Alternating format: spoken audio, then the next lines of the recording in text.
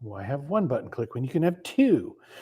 Hello, Carrie O'Shea Gorgon. How are you? Welcome to the Backpack Show. What's going on today? Thank you for inviting me to our show.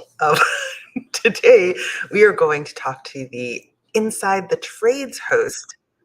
I'm so excited about that because I met him through an old friend I knew in school named Jamie Burse, who came on as like one of our comments, like Jamie in the comments a couple weeks ago. But we're going to talk with Derek Cameron about how the trades are kind of out of favor with people looking for careers now, why that's important, how he's doing his part to get people back into that, among other things, including like reinventing yourself and so many good things. If I had a hammer, I would hammer it inside the trades. Hi, everyone. Tim Kitzrow from NBA Jam and NFL Blitz, welcoming you to The Backpack Show. Your hosts, Chris Brogan, Kerry Gargone, Boom Shakalaka. Backpack Show. Your mom's here already. How about that? And your dad, too. Wow. My biological father and his wife, who gave birth to me, are here at the Backpack Show. I'm feeling pretty good about this. I want to tell a story that has no, direct approach to Derek Cameron himself, but I was a long time ago one of the media people on the Disney Dream, maiden voyage or whatever. So there's all these people from different things, and it's just idiot Chris Brogan, the blogger. So one part of the Disney Dream thing, a bunch of ladies said, "Hey, come with us." It was a Disney social media moms event, so there's a lot of moms. Come with us, and we went to this like pink frou-frou champagne bar on the cruise ship, and the only other guy there was this plumber, and he was fish out of water. Like, he was so not into talking to the Disney social media moms, except for his wife. He was like, "I don't even know why I'm on this boat," and he's like, "I don't know why we're in a pink champagne room, frou-frou." And we talked for hours. We were thick as thieves for the whole rest of the thing, because I've always had a massive passion for the trades. And I've often been the guy who says, college schmollage, get a cool trade job. So do you have a background like that? You probably know some trade folk. Wish I knew more of them. I actually have talked to my kids about this, but I'm a little worried that every kid I know wants to be a YouTuber or some kind of content creator. Almost, they say YouTuber. What they mean is like some Twitch, TikTok, YouTube, whatever, content person. And I'm thinking to myself, the world's going to end from like climate change, and all we'll have is like a lot of really bitchin' like live footage of it, because nobody's studying science, and nobody will have a house to live in because nobody can build them anymore. And like it's crazy. Like, somebody learned to do some stuff. I like that. Somebody do some stuff. All right, let's grab our man Derek Cameron on. We'll ask him a whole bunch of questions. He also, like you said, came by way of our your friend Jamie Burse. So It's a good thing we don't have any sponsors. Aren't you good at being helpful? Oh, you're so good at this. Sponsors. Hey, you know who we're sponsored by? StreamYard, the people who make this damn software. You should get yourself some StreamYard. cbrogan.net/StreamYard. Get your own incredible tradesperson. Sorry, Carrie, I took your line. Hey, we are sponsored by peas. Basically, any kind of peas, sugar snap peas, peas in a pod, frozen peas. The letter P. The letter P. Urine. Castos.com. It's a podcasting host platform. Our friend Matt Medeiros works over there, and they gave us an account. So, yep, they're sponsors. Hey, want your own .online domain? Oh, I'm not even from Earth. Go to cbrogan.net/online. Use the code Chris any which way you want to do it. You have to do it in all caps so you don't get the discount, Christopher. Christopher. Yeah, that one, .online. So get some, .online domains are cool. All right. Let's grab our man, Derek. Hi, Derek. Welcome on board. Well, good morning, everybody. Carrie, I got good news for you. Even though the world will devolve into a nuclear holocaust and nothing but ash and soot left and everybody there to film it, there's actually a high number of content creators and influencers in the trades. So if you want to try to balance that out, use that as a little incentive for your kids. Use that, sprinkle that one in there for them, and maybe get them to pick up a hammer and the camera as well. So there you go. You still have to know how to build stuff, though. You can't be like, guess what? We're going to talk about building things. I don't know anything about it, but I hear it's really good. Well, you know what? Film the journey. Just film the journey, and there you go. I mean, failure is 9/10 of the battle. So, morning, everybody. How are you? Are you inside the trades yourself? I'm not. That's the and way to jump into it right off the bat is outing myself as a interloper. I'm not in the trades. I have nothing to do with the trades. I consider myself slightly handy. I have done some. I actually built bunk beds for my daughters last week, and they're still standing, or it's still standing. So I guess that's the extent of my handiness. No, I came into it.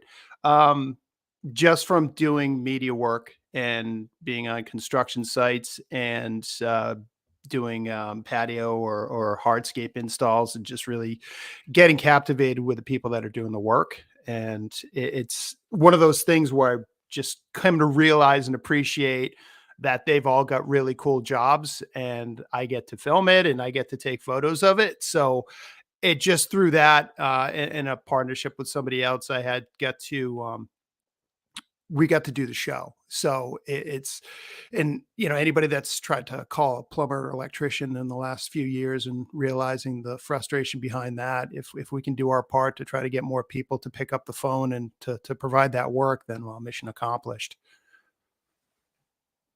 As long as they stream it. Yeah, exactly. If you want to be an influencer, and I don't think the customers are going to mind either. If somebody's showing up to actually fix their boiler and they're plopping their cell phone down and doing a little live stream on that, I don't think they'll care as long as the job gets done. So again, kids, sky's the limit out there. My first brush with media overlapping construction for specifically was Stanley Black & Decker talking to me. They wanted to talk about, sort of futurism stuff. They were talking about the construction IoT, their phrasing for CIoT. And, at first I was probably, well, as any nerd in media who has no sense of, which side of the hammer to use and that kind of a thing, I always like to talk to guys like this because I'm always like, oh, we're going to learn some things today. It was amazing though, because they were talking about the fact that like certain tools have a real habit of walking off the job, certain very expensive tools. And now they could do things like near field or Wi-Fi fencing or whatever. So if a certain kind of tool walks off the job, there's a homing thing that says, 10 feet down the street from here and this thing stops working. And then there was this like really cool stuff where you would like, I don't know, I'm making up, I don't even know tools. So like a Sawzall kind of a thing. If it was getting used a lot, the tool was reporting on itself, man, I'm getting the hell used out of me. So that like a contractor or whoever could say, we probably need 2 of these on the job next time, or we maybe need more than 2 on the job or whatever. So it was like really cool, sort of the data behind it as well. Is that the kind of stuff you get into, or do you just get into like, more people should go to, school? What's the meat of this event?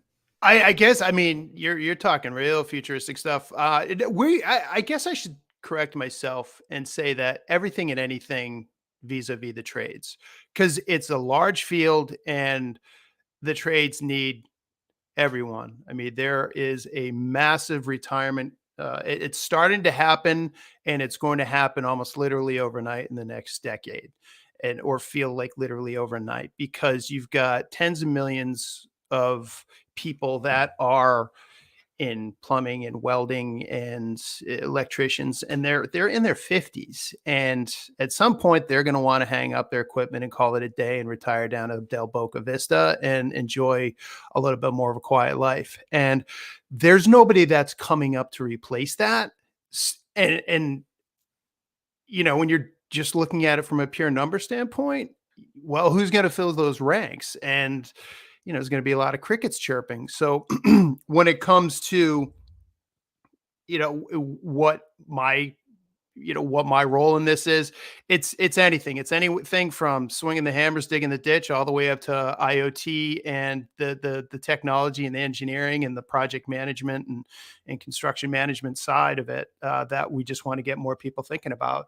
But you do bring up a good point, Chris, is that technology is very much woven into the trades right now. And it's something that if you're a kid that likes to dabble with, whether it be electronics or coding or anything like that, there's room for you in the trades. And beyond that, there's a lot of money for you in the trades.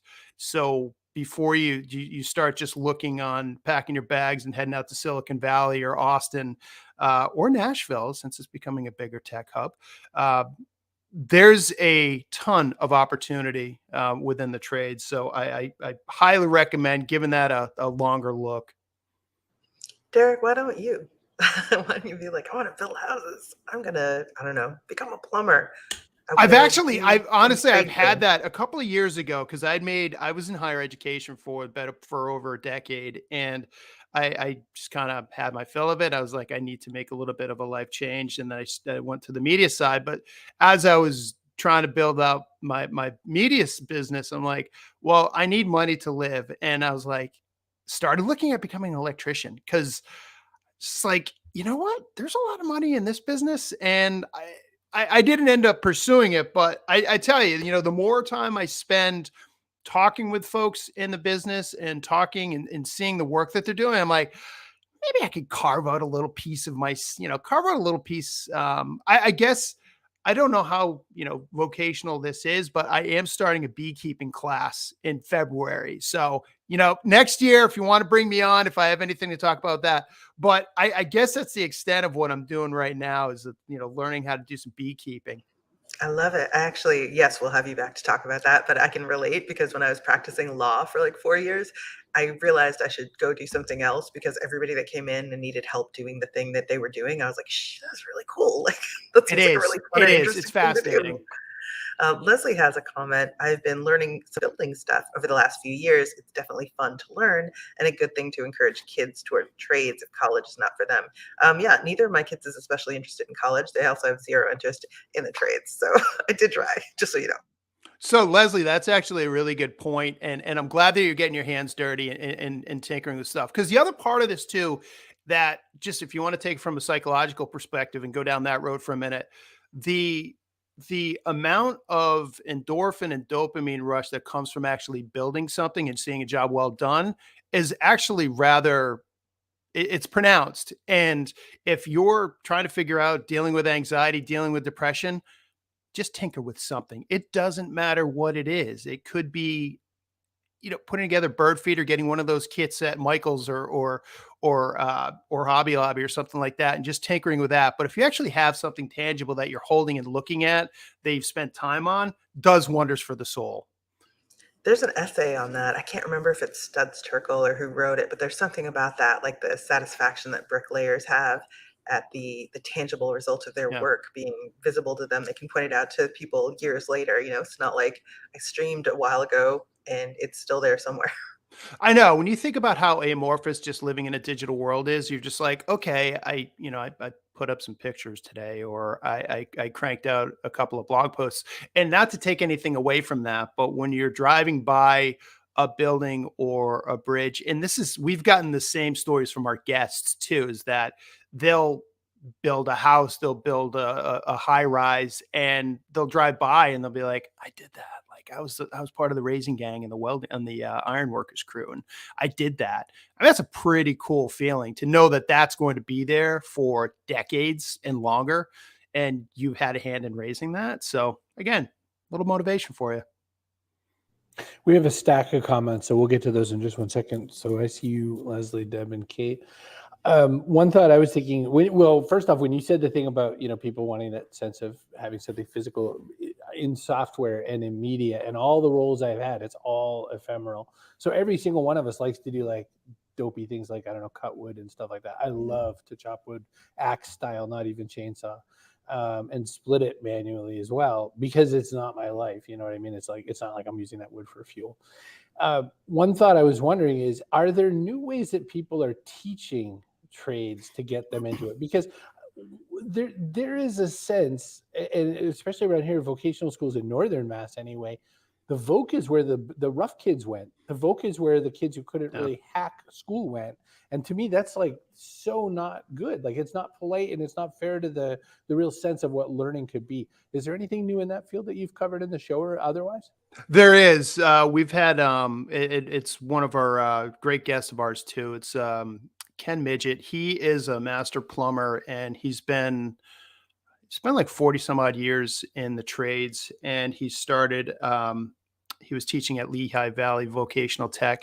But more recently, he's moved over to Interplay Learning. And what they do is they actually use technology, and they use VR technology to help kids in the skilled trades to learn the hands-on and the practical side of it through VR technology. So you've got the Oculus headset and you're welding, you're doing a install, you're laying the beads on a piece of welding.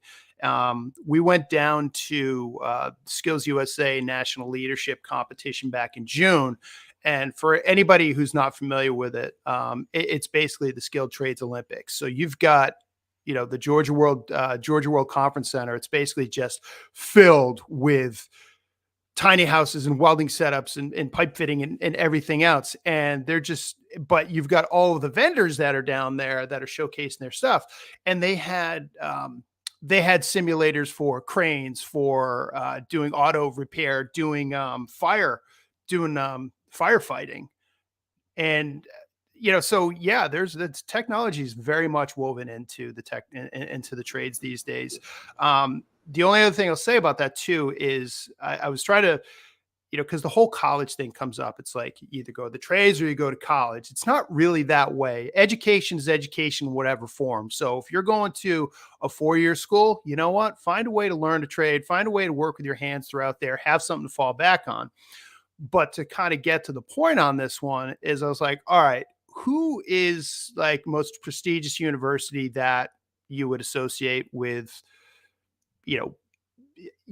in the US? I was like, all right, went out to the MIT website the other day, typed in MIT welding. Lo and behold, they have a welding program that is part of MIT.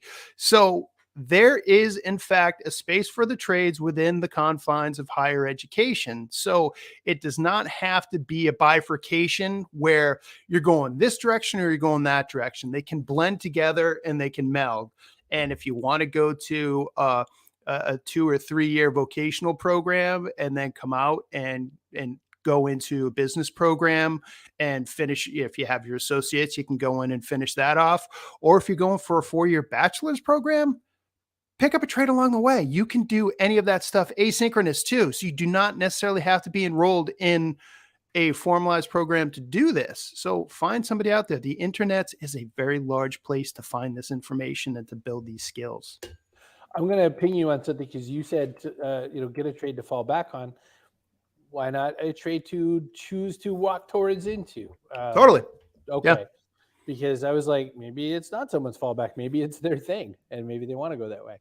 All right. I have some questions. I'm going to do some comments. I'm going to pretend to be Carrie for a minute. Ready? Okay. Absolutely. I love to look at our projects and think, wow, I did that.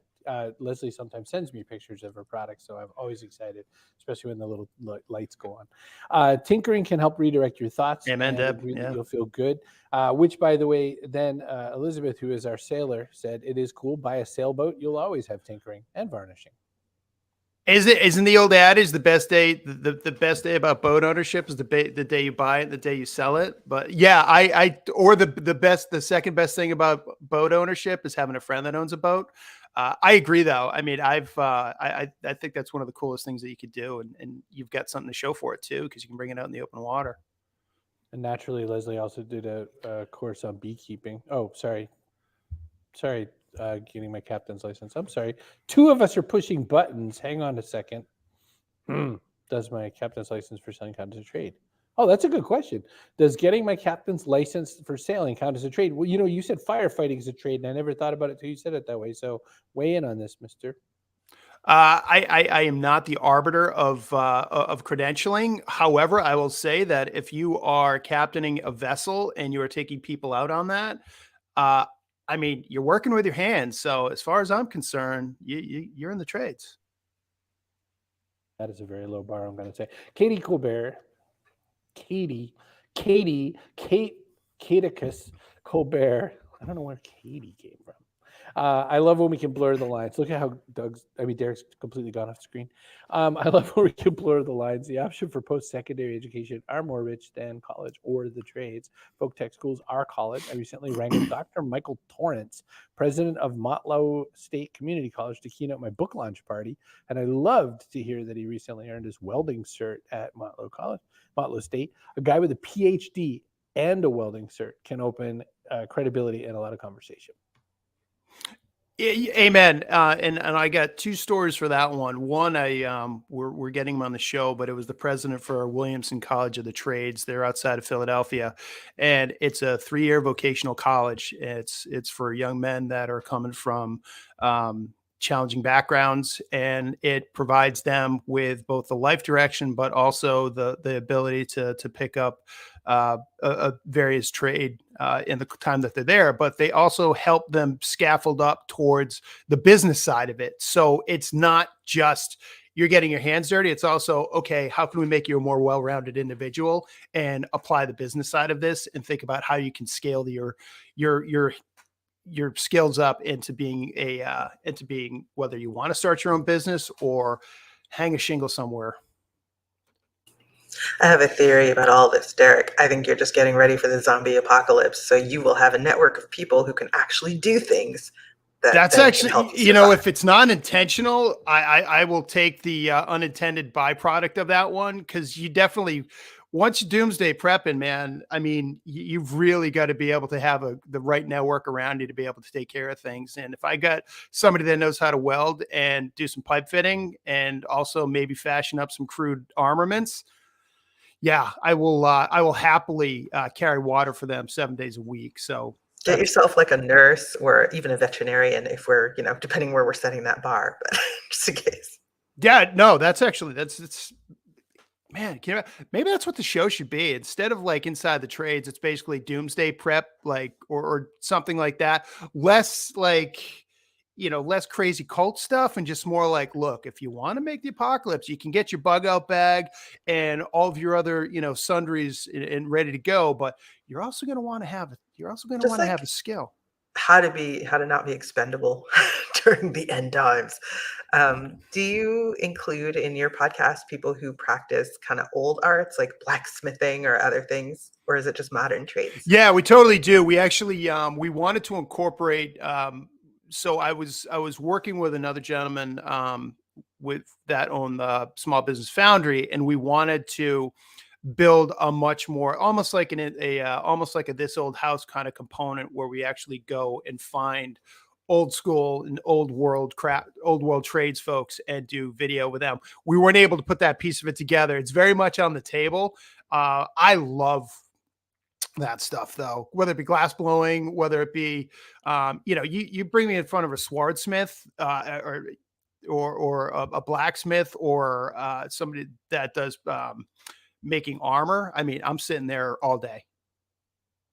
So you went a lot to King Richard's Fair. Is that what you're trying to get out on that one? It's funny. I've only done that twice. I feel like they just bend you over and just want your money, and then that's just kind of the end of it. I do appreciate the jousting though. I did ring the bell on the hammer thing, so I felt like at least I can hold my man card.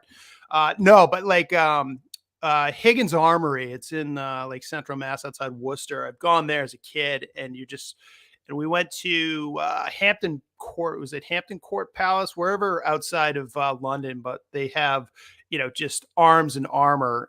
This is the Dungeons and Dragons, Gen X kid speaking here too. So I was like giddy looking at the halberds and pole axes and bastard swords and the plate armor, and I'm like, this is just, I don't want to go anywhere. Like, just I'm sticking around. I want to go to Hever, which is where the Boleyns like had their, I don't know, whatever family estate before Anne blew everything with the king. But yeah, no, I'd like to see it. And what about the skills of restoring old things like that? Because it's a different set of skills restoring like old wood or old stone and metal work and things like that. We haven't had anyone on. However, my wife and I absolutely love watching The Workshop on Netflix. It's set in one of those thatch roof buildings in countryside England, and they do just that. If there is a way of getting one of those folks on, if we have folks that are local that would be interested in talking with us, I will have them on in a New York heartbeat. Am I mixing metaphors there? New York Minute. Sorry. We understand what you're saying. All right, thank you. We're following you. All right, so many things to talk about because clearly we've reworked your show a few different times now. We've given you the zombie apocalypse prep show. We've given you the show where you go back and do Dungeons and Dragons things. I was going to add one thing on the D&D stuff is like the first time you ever go and touch a bunch of swords, you no longer select a two-handed sword as your character's sword. You go, oh, I think a short sword's plenty. I'll be good. Those Because they're things are, so yeah, heavy. you're just holding just a hunk of iron in your hand. And you're like, how do they wield this stuff? I'm absolutely with you on that.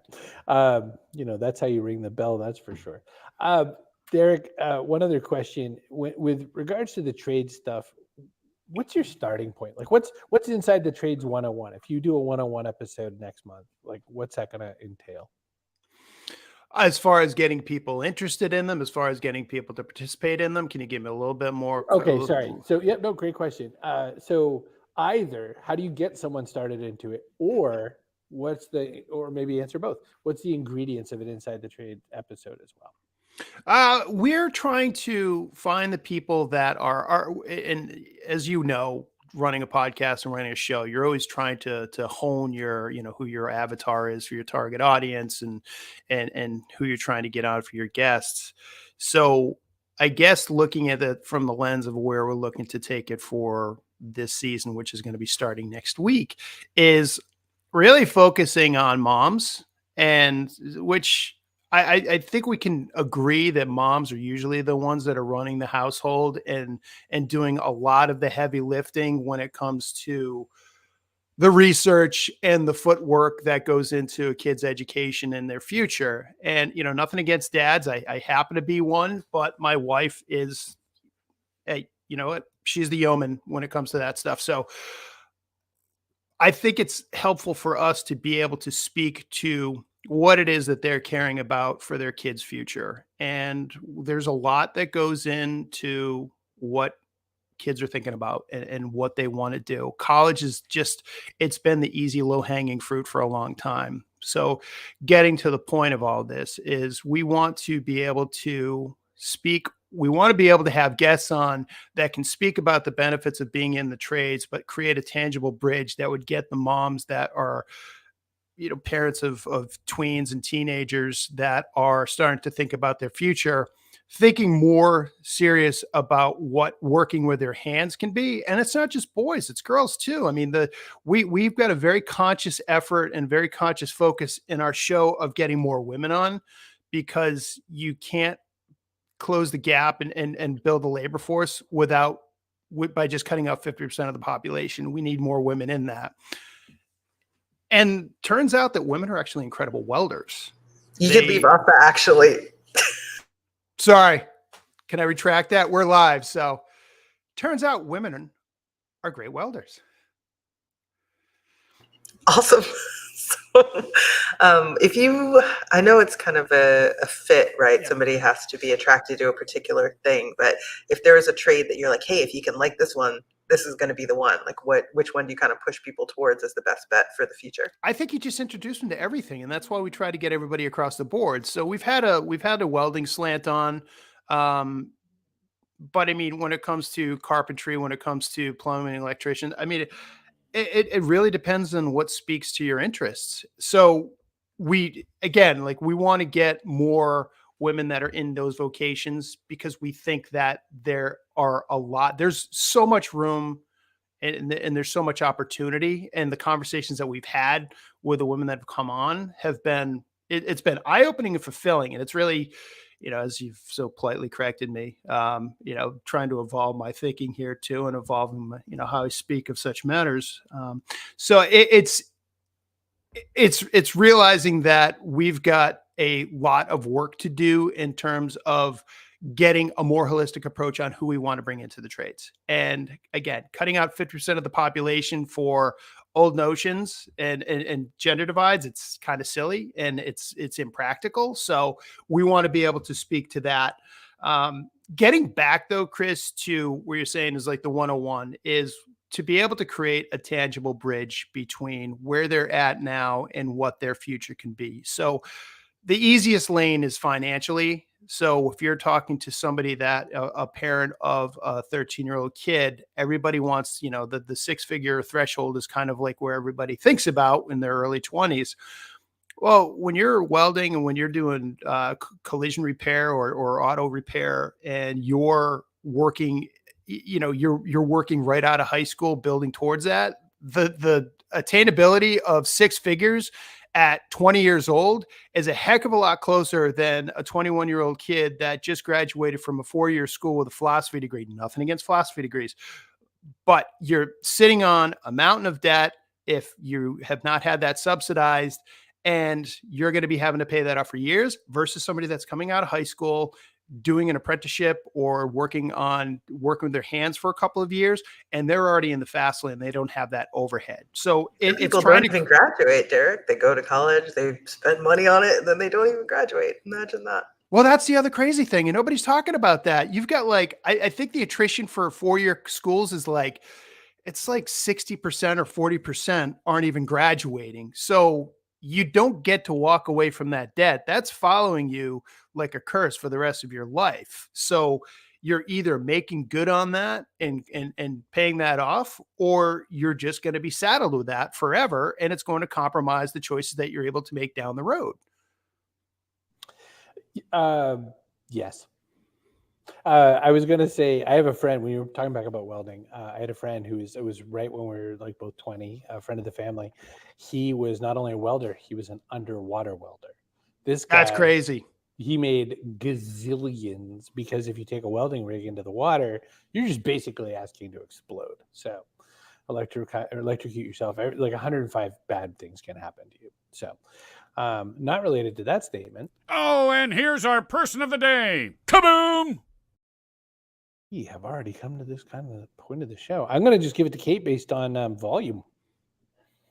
So I'm going to say that, you get a Kate. So you are now person of the day that actually gets you an apple, and you could just get it for yourself free at any store. Just grab it, put it under your thing. You have to pay for it, and then Can she get a golf clap at least? A little golf clap for Kate? bake it into a tartlet, something like that. I would say that you should get Chris's friend who did the underwater welding on your show, but he's probably dead now. Electrocuted. Is your underwater welding friend still with us, Chris? He's dead. He's dead. Well, rest in power. So as you say that, I was like, not related to welding, not a welding related. Way to really incentivize Jerry. the trades, My Chris. poor friend Neil, his name was Neil, has passed. He is no longer on this mortal coil, but not trades. Well, in Neil's memory, we will see if we can get somebody from the underwater welding world onto the show and to carry on his legacy. Well, we've come to this point of the show where we have to ask the question that we always ask every single episode and every guest: what goes in your backpack? This could be something physical. It could be something metaphorical. For instance, Carrie, what's something physical you could add to a backpack? Extra set of teeth. DJ Cumberbund suggested that. Now, would you have anything metaphorical you could give for an example? Kindness. Ariel Helvetica, burlesque performer, put kindness in the backpack. Derek Cameron, host of Inside the Trades, what are you going to add to the backpack? Well, I've got 3 options. All of them have equal weight in my life. I've got lens wipes for my glasses. I've got lens wipe, the frog cloth for my camera, and then I've also got extra batteries for my gear. Sounds like clarity and energy are the theme of your items. So that's actually really good. Lens wipes, by the way, I had the little bitty ones, and I just bought the giant Windex ones because evidently my laptop takes about 75 wipes if I use the little bitty ones. But I probably shooting myself in the foot on this one, but Target has the best lens wipes out there. They come in little individual size, little open, use them every single day. When you're blind, these things are important. Lens wipes. Well, I was thinking about who else I knew in the trades, and I can tell you my grandmother could swing a mean hammer. I don't think she ever actually, was in any particular union. She was not apprenticed to anybody, but boy, could she do it. One of the things that she does is, sorry, Dean just came in. He asked us if we could start at the top. So, okay, hang on.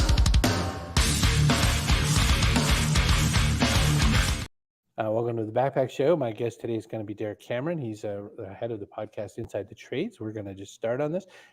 Derek, tell me a little bit about the kind of guest who shows up at the Inside the Trades.